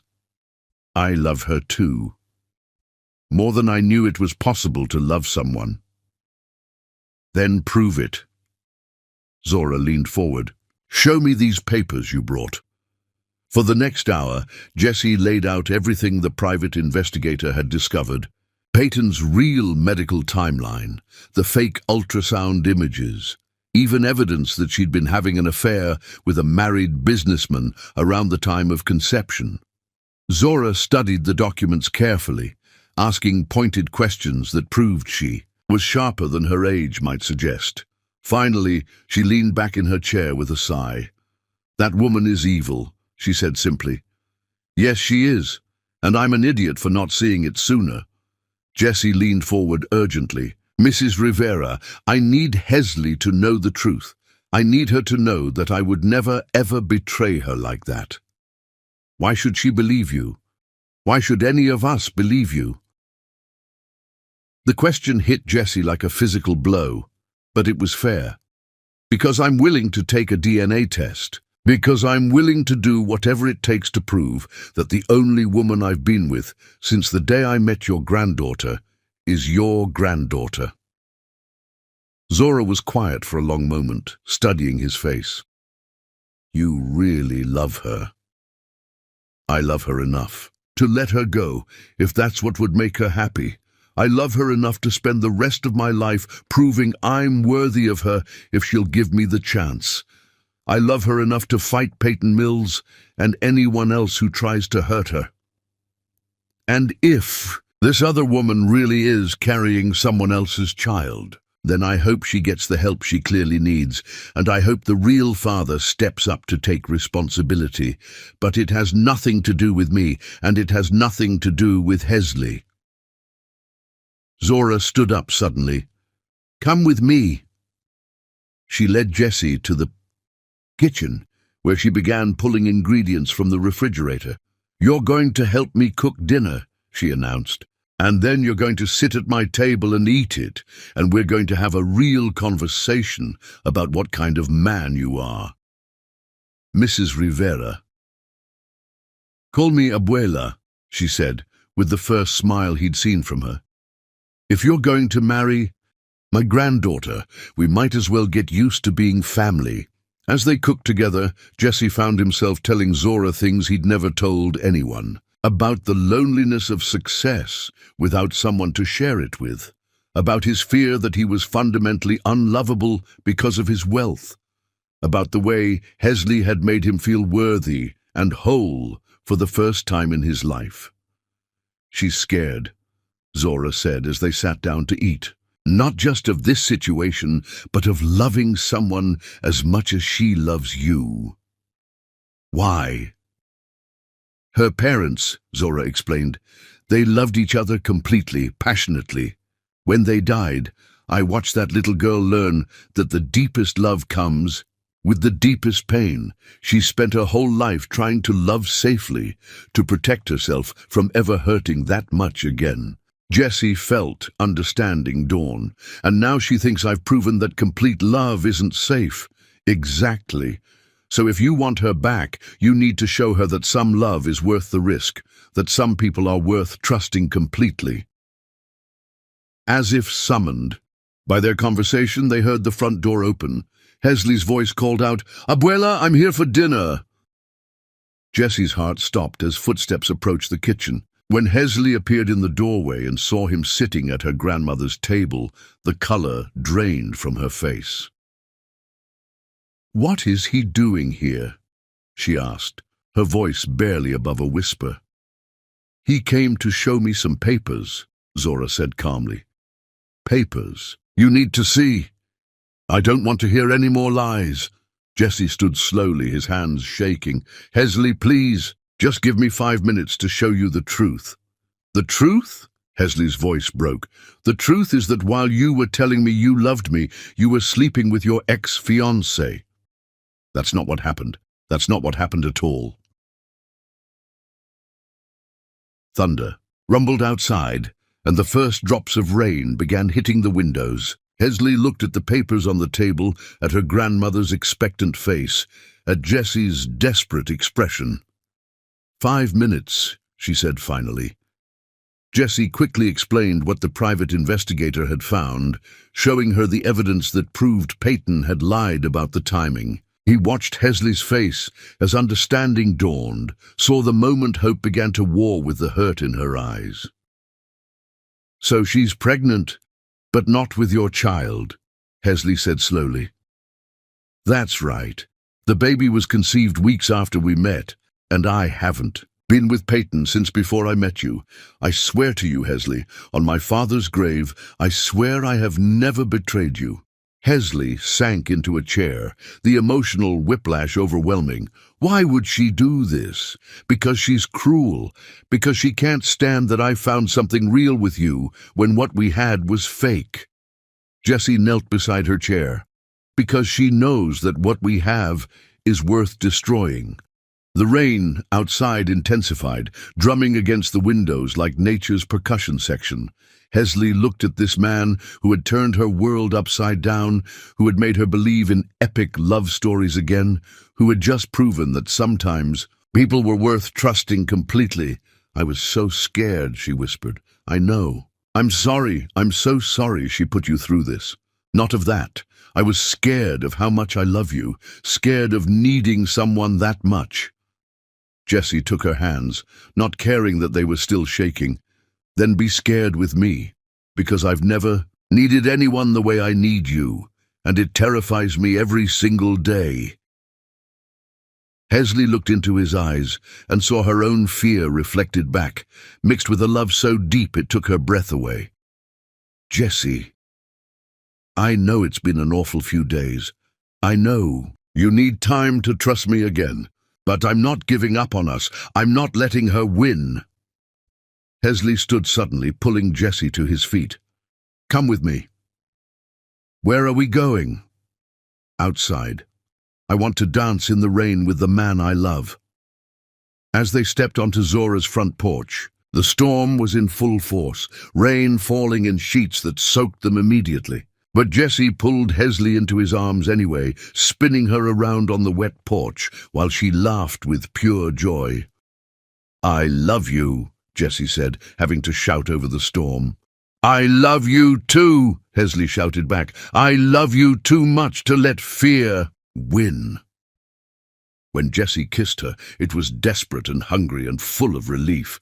They were both soaked to the skin, rain streaming down their faces, but neither cared. This was their storm, their reconciliation, their choice to trust love over fear. "Marry me," Jessie said against her lips. "Right here, right now in the rain. Marry me because life is short and love is rare, and I can't waste another minute not being your husband." "Yes," Hesley said without hesitation. "Yes, yes, yes." As thunder rolled overhead and lightning illuminated the sky, Jessie produced the ring he'd carried with him for 3 days, slipping it onto Hesley's finger while rain made everything sparkle like diamonds. Inside the house, Zora Rivera watched from the window and smiled, remembering another couple who had danced in the rain many years ago. Some love stories she knew were worth weathering any storm. Chapter 8. The Greatest Gift of Forgiveness. True, strength is not found in revenge, but in the grace to forgive those who have wronged you, and sometimes the most powerful victory is helping your enemies find their way back to the light. The morning after their engagement, Jessie woke up in Hesley's apartment with her curled against his side, her engagement ring catching the early sunlight streaming through the bedroom windows. For a moment, he just lay there, marveling at how perfect she looked in the golden light, how right this felt, how close he'd come to losing everything that mattered. But as consciousness fully returned, so did the anger. Peyton Mills had nearly destroyed the most beautiful thing in his life, had deliberately and methodically tried to tear apart his relationship with Hesley out of pure spite. The old Jessie, the businessman who had built an empire through strategic thinking and calculated moves, wanted revenge. He wanted to expose her lies publicly, to ruin her reputation the way she'd tried to ruin his happiness. Hesley stirred beside him, her eyes fluttering open to find him watching her. "Good morning, fiancé," she said with a sleepy smile that made his heart skip. "Good morning, future Mrs. Owens," Jessie replied, pressing a kiss to her forehead. "How does it feel to be engaged to a man who almost let his ex-fiancée destroy everything?" "It feels like I'm engaged to a man who fought for us," Hesley said, sitting up and stretching. "Although I have to ask, what are you planning to do about Peyton?" Jessie felt his jaw clench. "What do you mean?" "I can see it in your eyes. You're planning something, some way to get back at her for what she did." Jessie sat up too, running his hands through his hair. "She tried to destroy us, Hesley. She lied, she manipulated, she nearly cost me the only woman I've ever truly loved. Are you saying I should just let that go?" "I'm saying I know you, and I know that the man I fell in love with is better than revenge." Before Jessie could respond, his phone rang. Camden's name flashed on the screen. "Jessie, you need to see the news," Camden said without preamble. "Channel 4 has a story about Peyton Mills. It's not good." Jessie turned on Hesley's television, flipping to the local news station. A reporter stood outside the offices of Mills and Associates, Peyton's father's law firm, with a serious expression. Sources confirm that Peyton Mills, daughter of prominent attorney Robert Mills, was arrested early this morning on charges of fraud and identity theft. According to police, Miss Mills allegedly used stolen medical records to fabricate pregnancy documents in an attempt to extort money from an unnamed businessman. Jessie felt his blood run cold. "I didn't do this," he said quickly, seeing Hesley's shocked expression. "I swear to you, I didn't call the police." The news report continued with more devastating details. Apparently, Peyton's lies had been far more extensive than just the fake pregnancy timeline. She'd been running elaborate scams on multiple wealthy men using falsified medical records and forged documents to extract money through blackmail and emotional manipulation. "The investigation began," the reporter continued, "when the real father of Miss Mills's unborn child came forward with evidence of her deception. Marcus Townsend, a married businessman, contacted authorities after Miss Mills attempted to extort $50,000 from him in exchange for keeping their affair secret. Jesse's phone buzzed with a text from his private investigator. "Didn't expect the real father to come clean this quickly. Sometimes guilty consciences work faster than detective work." "So it's over," Hesley said quietly. "She can't hurt anyone else now." But Jessie felt no satisfaction in Peyton's downfall.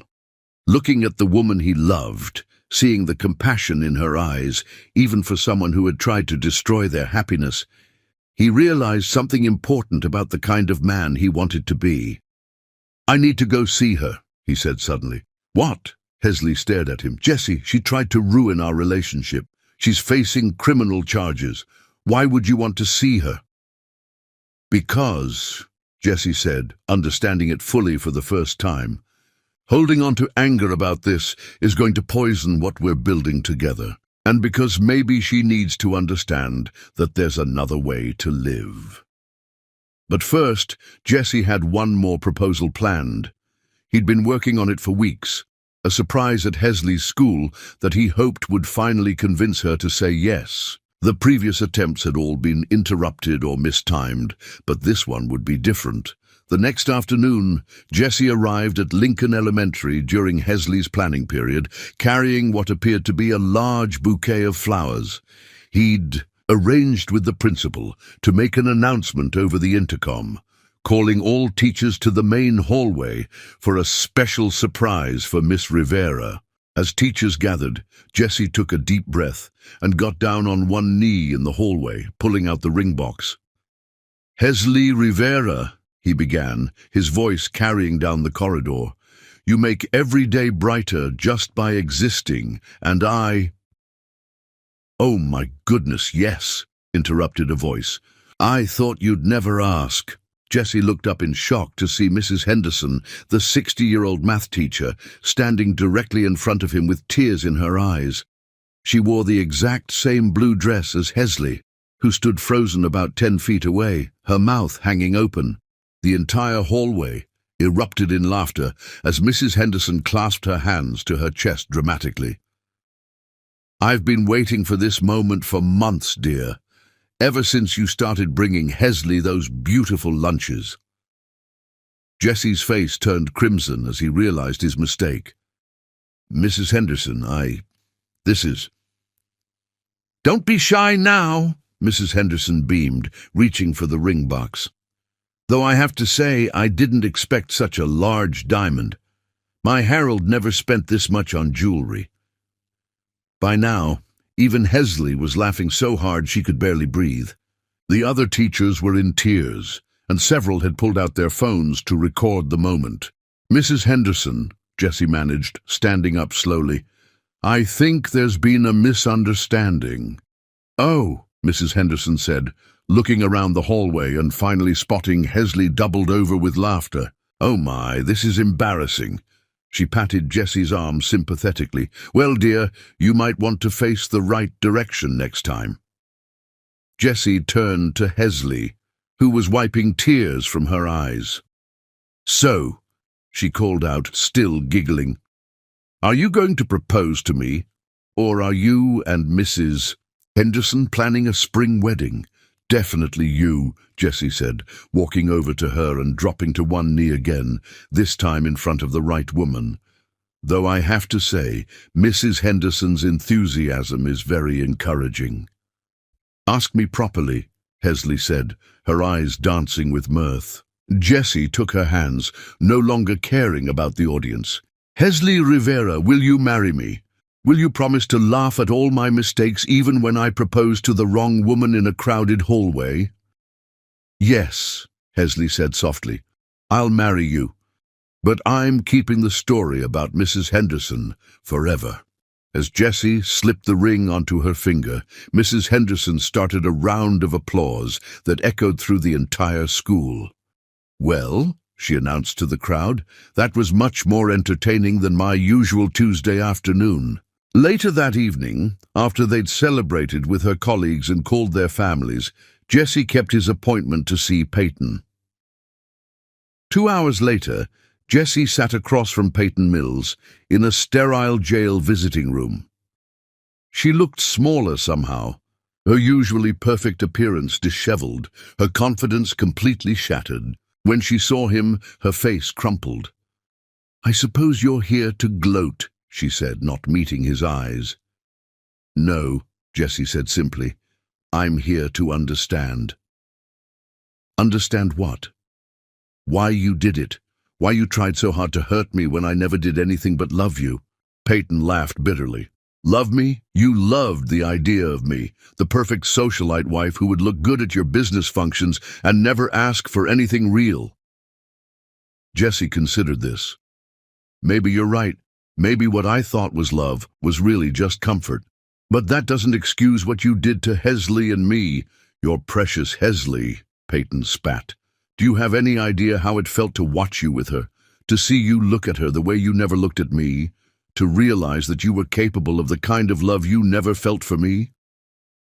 Peyton: "Nadine, I spent 8 months planning our wedding, Jessie.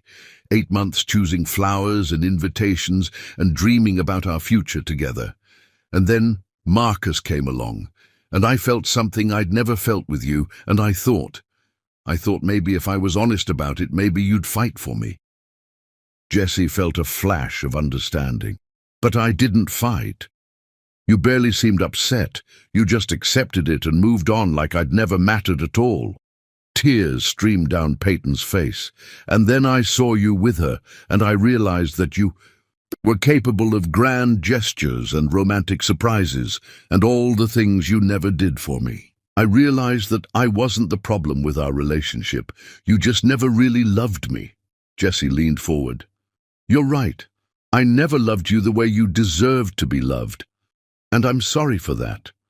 I'm sorry I wasted your time, and mine pretending we had something we didn't." Peyton looked up, surprised by his honesty. "But Peyton, what you did, trying to destroy my relationship with Hesley, lying about the pregnancy, manipulating other men, that wasn't about me. That was about you being in so much pain that you wanted everyone else to hurt too." "So what? You're here to psychoanalyze me? I'm here to tell you that there's another way, that you can choose to use this rock bottom as a foundation to build something better." Jesse pulled out a business card and slid it across the table. "This is a therapist who specializes in helping people who've made mistakes rebuild their lives. And this," he slid over another card, "is the best defense attorney in Detroit. I've already put $10,000 in an account to pay for both." Peyton stared at the cards like they might explode. "Why would you do this?" "Because the woman I love taught me that holding on to anger is like drinking poison and expecting the other person to die. Because I want to be worthy of her, which means being someone who helps instead of hurts. I tried to destroy your happiness. You tried, but you failed. Hesley and I are stronger because of what we survived together. And maybe, if you get the help you need, you can find the kind of real love you were looking for in all the wrong places." Jesse stood to leave, then paused. "Peyton, you're not a bad person. You're a hurt person who made bad choices, but it's not too late to make better ones." That afternoon, Jesse returned to Hesley's classroom as she was finishing her lesson for the day. He watched from the doorway as she read to her second graders, her voice animated and warm, bringing the story to life for children who hung on her every word. "Mr. Jesse," several of the children called out when they noticed him, having met him during previous visits. "How are my favorite students today?" Jesse asked, crouching down to their level. "Miss Rivera told us you're going to marry her," said Amara, a precocious 7-year-old with pigtails. "Does that mean you'll be our teacher too?" "It means I'll be the luckiest man in the world," Jesse said, catching Hesley's eye across the room, "because I get to marry the best teacher in Detroit." After the children had been dismissed, Hesley approached Jesse with curiosity in her eyes. "How did it go with Peyton?" Jesse told her everything, about Peyton's pain and jealousy, about his decision to help pay for her legal defense and therapy. He watched Hesley's face carefully, hoping she would understand. "You paid for her lawyer?" Hesley asked when he finished. "I know it sounds crazy. It sounds like something the man I love would do," Hesley said softly. "It sounds like forgiveness in action." Jesse felt relief flood through him. "I realized that the kind of husband I want to be to you, the kind of father I want to be to our future children, isn't the kind of man who seeks revenge. It's the kind of man who believes people can change." Hesley stood on her tiptoes to kiss him. "This is why I love you. This is why I knew you were different from every other man I'd ever met. Even after everything she put us through, especially after everything she put us through. Because you could have destroyed her, and instead you chose to try to heal her." Hesley smiled. "That's the heart of the man I'm going to marry." As they walked hand in hand to Jesse's car, both felt lighter somehow. The Peyton chapter of their story was finally closed, but instead of ending with bitterness and revenge, it had ended with compassion and hope. But as they drove through the Detroit streets toward their future, neither of them noticed the figure watching from across the street. Someone whose connection to their story ran deeper than either of them knew, and whose appearance would soon test everything they thought they understood about love, family, and second chances. Chapter 9. Almost Lost Forever. Sometimes the greatest love stories teeter on the edge of tragedy, where hearts that beat as one must face the possibility of beating alone, and courage is measured not in staying, but in the willingness to risk everything for a chance at forever. December in Detroit arrived with unusual warmth, as if the city itself couldn't bear to add winter's chill to the emotional storm brewing in Jesse and Hesley's relationship. 6 weeks had passed since Peyton's arrest. 6 weeks of seeming perfection as they planned their spring wedding and built their future together. But beneath the surface, old wounds were festering, and the very intensity of their love had become the source of their greatest fear. Jesse stood at the floor-to-ceiling windows of his penthouse office, watching the city he'd conquered spread out below him, and felt more helpless than he ever had in his life. In 3 hours, Hesley would board a plane to Portland, Oregon, where she'd accepted a teaching position at an innovative elementary school that specialized in working with underprivileged children. It was her dream job, everything she'd ever wanted professionally, and she was running toward it like a woman escaping a burning building. The irony wasn't lost on him. After everything they'd survived, Peyton's lies, his mother's disapproval, the complicated merger of their two very different worlds, it wasn't external forces that were tearing them apart. It was the terrifying recognition that they loved each other too much to survive losing each other. "You have to let her go," Camden said from behind him. Jesse's business partner and closest friend had been trying to talk sense into him for the past hour, but his words felt like asking Jesse to stop breathing. What Camden didn't know was that in less than 3 hours, the woman Jesse loved more than life itself would board a plane to Portland. And Jesse had finally found the courage to let her go, even though it might destroy him completely. "I can't," Jesse said simply. "I know I should. I know she needs to spread her wings and find out who she is outside of us. But Camden, the thought of waking up tomorrow without her, of going days or weeks or months without seeing her face, so follow her to Portland. She doesn't want me to. She made that very clear." Jesse's voice carried the raw pain of their fight 3 nights ago, when Hesley had finally admitted what had been building between them for weeks.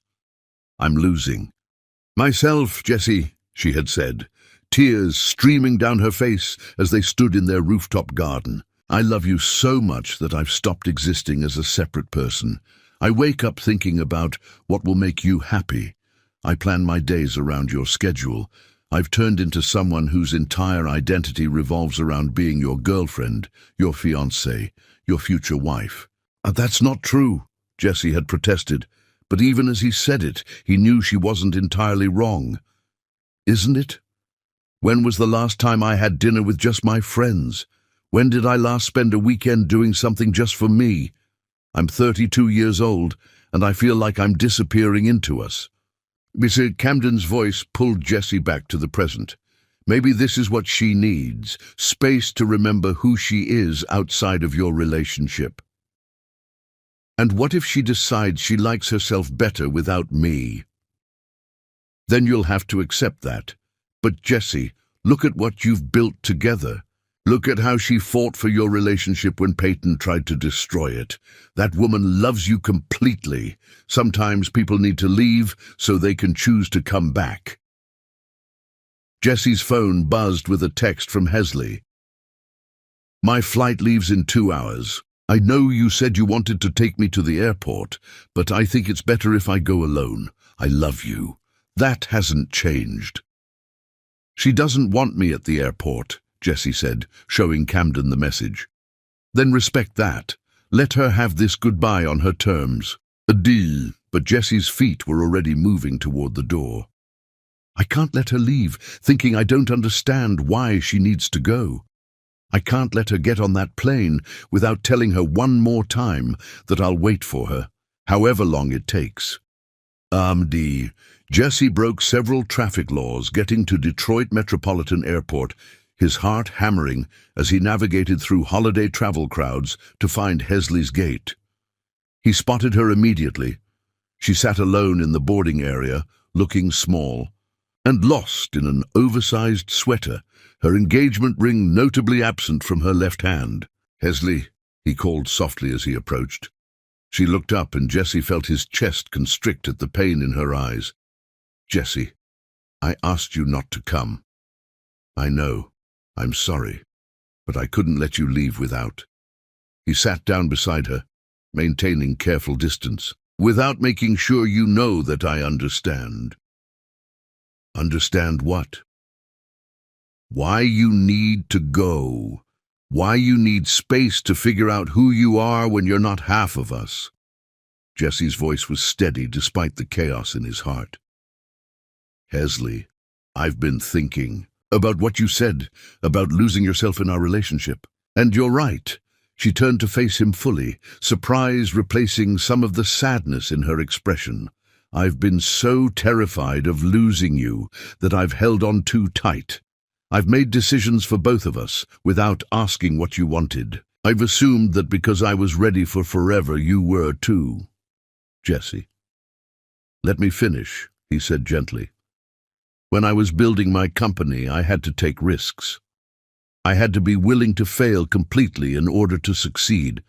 But with you, I've been so scared of failure that I haven't given you room to choose me freely. Hesley felt tears welling up.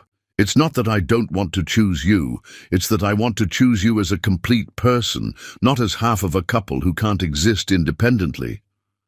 I know, and that's why I'm not going to ask you to stay. I'm not going to follow you to Portland, or call you every day, or make this harder than it already is. You're not? Jesse shook his head, though every word felt like tearing out pieces of his soul. I'm going to let you go. I'm going to trust that what we have is strong enough to survive some distance and time apart. And I'm going to work on becoming the kind of man who deserves a woman strong enough to choose love freely, not because she's afraid to be alone. The gate agent announced pre-boarding for Hesley's flight. Jesse stood, knowing this was his last chance to say everything he needed to say. Portland is lucky to have you, he said. Those kids you'll be teaching have no idea how fortunate they are to have someone who cares as much as you do. Hesley stood too, her composure cracking. What if I can't figure it out? What if I get to Portland and realize I don't know who I am without you? Then you'll figure it out there. And when you do, when you're ready, if you decide you want to build a life with me, I'll be here. What if you meet someone else? Jesse cupped her face gently, his thumbs brushing away her tears. Hesley Rivera, I have loved you since the moment I saw you sitting alone at that wedding, looking like dignity personified despite your broken heart. I will love you if you come back to me in 6 months or 6 years or never. You are the great love of my life, and that doesn't change just because you need to spread your wings. The gate agent called for general boarding. Hesley looked toward the gate, then back at Jesse, her internal struggle visible on her face. I love you, she whispered. I love you too, enough to let you go. Jesse kissed her forehead softly, breathing in her scent one last time, memorizing the feel of her skin. Against his lips, go, he said. Go become everything you're meant to be. Hesley grabbed her carry-on bag and walked toward the gate, turning back once to see Jesse standing exactly where she'd left him, his hands in his pockets, watching her with love and heartbreak, and something that looked like pride. As her plane taxied down the runway, Hesley pressed her face to the window, watching Detroit grow smaller below her. Somewhere in that sprawling city was the man she loved more than life itself, the man she was leaving because she loved him too much to marry him as anything less than her complete, authentic self. And in the terminal, Jessie stood at the observation window long after her plane had disappeared into the grey December sky, wondering if loving someone enough to let them go was the bravest thing he'd ever done, or the most foolish. 3 time zones away, as Hesley's plane descended toward Portland, she clutched her phone, Jessie's contact information glowing on the screen. She typed and deleted a dozen messages, each one a variation of, I've made a mistake, I'm coming home. But she didn't send any of them, because as much as her heart was breaking, she knew Jessie was right. She needed to find out who she was, when she wasn't afraid to be alone, when she wasn't defining herself through someone else's love. Only then could she choose their future from a place of strength rather than fear. The question that would haunt them both over the coming months was simple but devastating. Would the love that had brought them together be strong enough to survive the distance that might help them grow apart? Chapter 10. He found him again. Love's greatest victories often come disguised as endings, and sometimes the heart must be broken completely before it can be healed into something strong enough to hold forever. 4 months had passed since Hesley's plane disappeared into the December sky, and Jesse Owens had learned to navigate a world without the woman who had become his reason for breathing. Portland seemed to agree with her. Her emails, which had started daily and gradually lessened to weekly, painted a picture of someone discovering parts of herself she'd never known existed. She was teaching at-risk children who reminded her why education could change lives. She was taking pottery classes, learning to paint, reading books that had nothing to do with romance or happily ever after. She was, by all accounts, blooming. Jesse was proud of her growth and dying from missing her. This particular Saturday morning in early April found him wandering through Eastern Market, the historic farmers' market that had become one of their favorite weekend destinations. He told himself he was shopping for groceries, but truthfully, he came here to feel close to her memory. Every vendor stall, every flower display, every street musician reminded him of mornings they'd spent here together, laughing and dreaming, and planning a future that now felt like something he'd imagined. He was examining some early spring vegetables, thinking about the rooftop garden they'd planted together, which he still tended religiously, when a familiar voice made him turn around. Jesse Owens. The man standing behind him was tall and lean, with kind eyes and prematurely grey hair, wearing jeans and a Detroit Tigers sweatshirt. It took Jesse a moment to place him, and when he did, his breath caught. "Damon?" Jesse said, hardly believing. It was his younger brother standing before him. "Is it really you?" Damon Owens smiled. The same crooked grin Jesse remembered from their childhood. "It's really me, though I go by David now, after Dad." Jesse felt his world shift on its axis.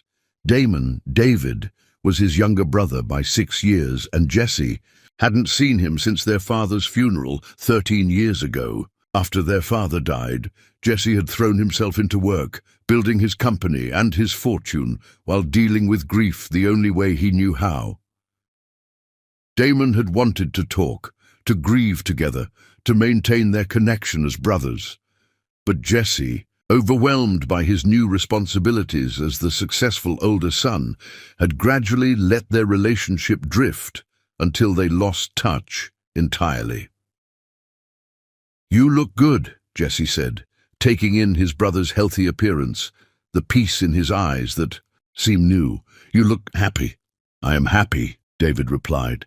"I teach 3rd grade at Cody Elementary, have been for the past 8 years." "You're a teacher?"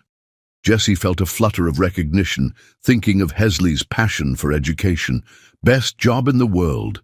Kids keep you honest, keep you grounded." David paused, studying his older brother's face. "What about you? Last I heard, you'd become some kind of tech mogul." "Something like that." Jesse felt awkward, unsure how to bridge 13 years of silence. "David, I owe you an apology. After Dad died, I should have been there for you. I should have—" "Jesse, stop." David held up a hand, his expression gentle but firm.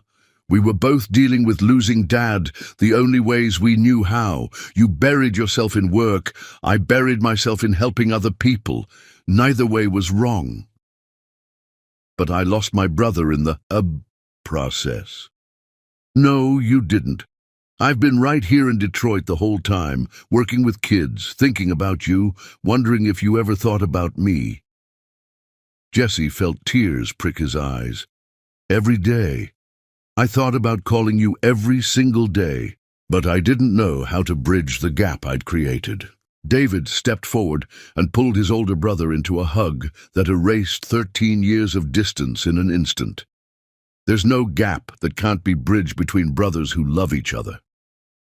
As they embraced, Jesse felt something in his chest that had been tightly clenched for months finally begin to loosen.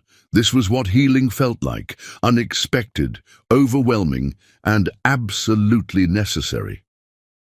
"Come on," David said when they broke apart. "Let me buy you coffee, and you can tell me what's put that heartbroken look in your eyes. Because successful tech mogul or not, you look like a man who's lost something important." They found a quiet cafe tucked between market stalls, and over coffee that grew cold as they talked, Jesse found himself telling his brother everything. About meeting Hesley at the wedding, about falling in love faster and deeper than he'd ever thought possible, about Peyton's sabotage and their reconciliation, and finally, about letting Hesley go to Portland so she could find herself.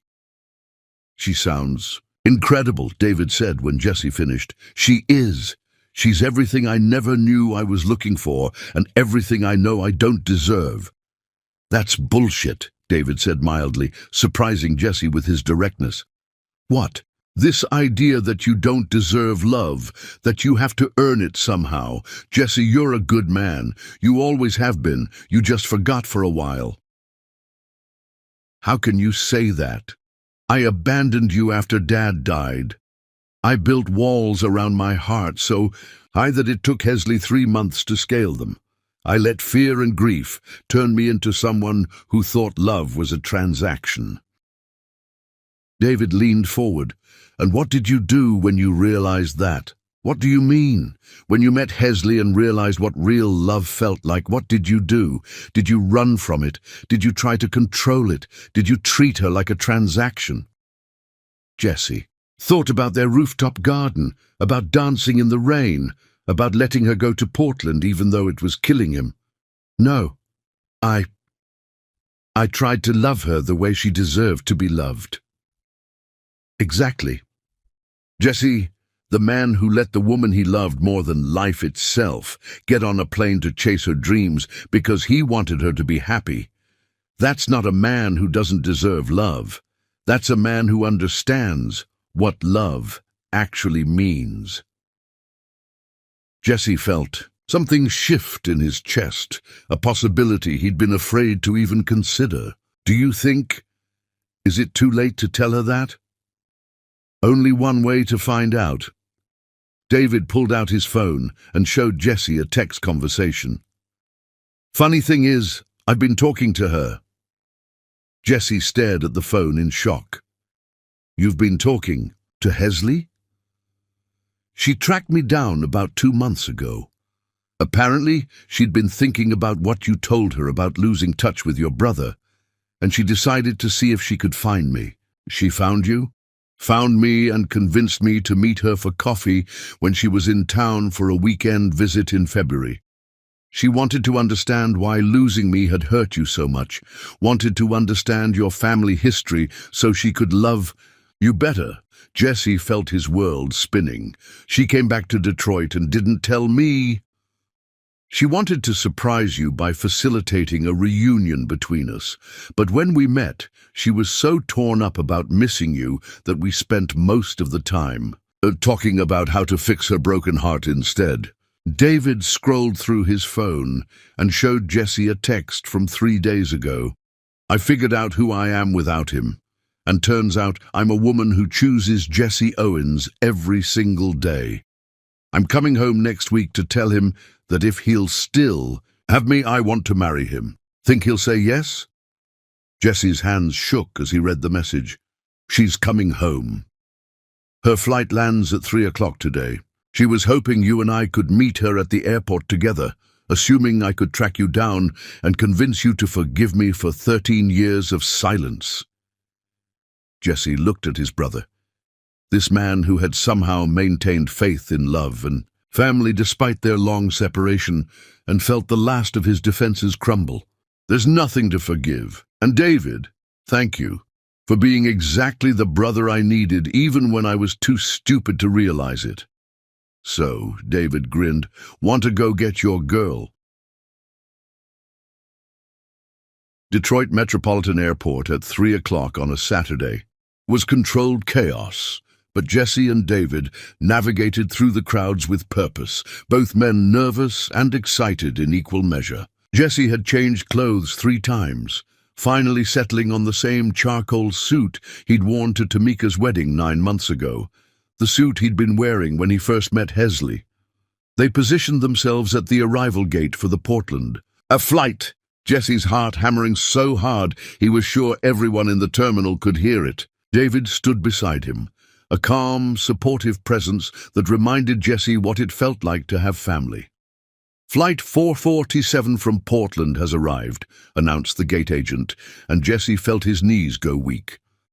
Passengers began emerging from the jetway, and Jesse scanned each face desperately, looking for the woman who had changed everything about his understanding of love and life and what it meant to be truly happy. And then he saw her. Hesley emerged from the crowd like a vision, her hair longer than when she'd left, her skin glowing with confidence and health. She wore a simple green dress that brought out her eyes, and when she spotted Jesse standing there, her face transformed with the kind of joy that could power a city. She ran toward him, dropping her carry-on bag and launching herself into his arms with the force of 4 months of missing him concentrated into a single moment. Jesse caught her and spun her around, both of them laughing and crying simultaneously. "You came," she said against his neck. "I was hoping, but I wasn't sure. Of course I came. David told me you were coming home." Hesley pulled back to look at him, then turned to smile at his brother. "David, you found him!" "Actually, he found me," David said, grinning at their reunion.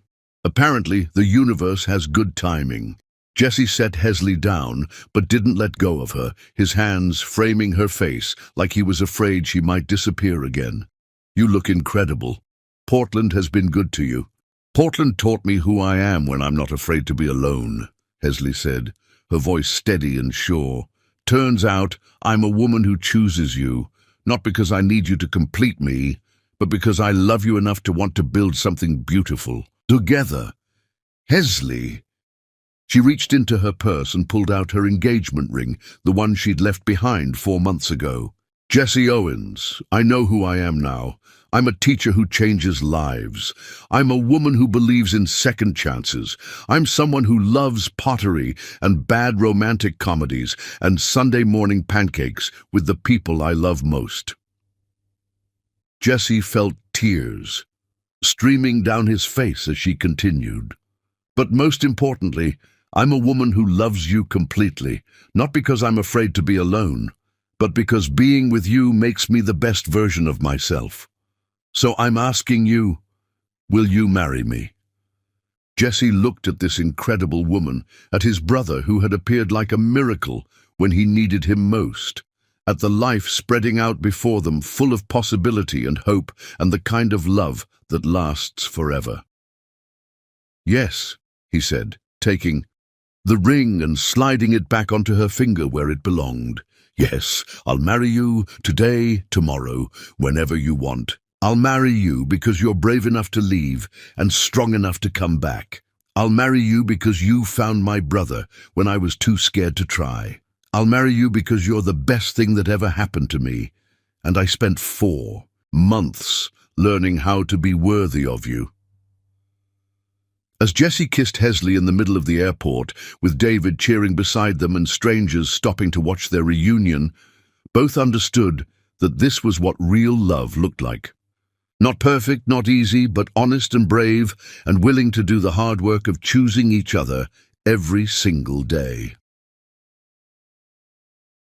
6 months later, on a perfect September evening exactly 1 year after their first meeting, Jesse and Hesley were married in their rooftop garden, surrounded by both their families, her students, and the brother whose presence had helped heal Jesse's heart completely. As they danced their first dance as husband and wife under the same fairy lights where Jesse had first proposed, Both knew they had found something rare and precious and worth every moment of pain it had taken to get there. Love, they had learned, wasn't about finding your other half. It was about choosing to build something beautiful with someone brave enough to do the same. And as the Detroit skyline sparkled around them and David played guitar while their families celebrated, Mr. and Mrs. Owens knew their love story was just beginning.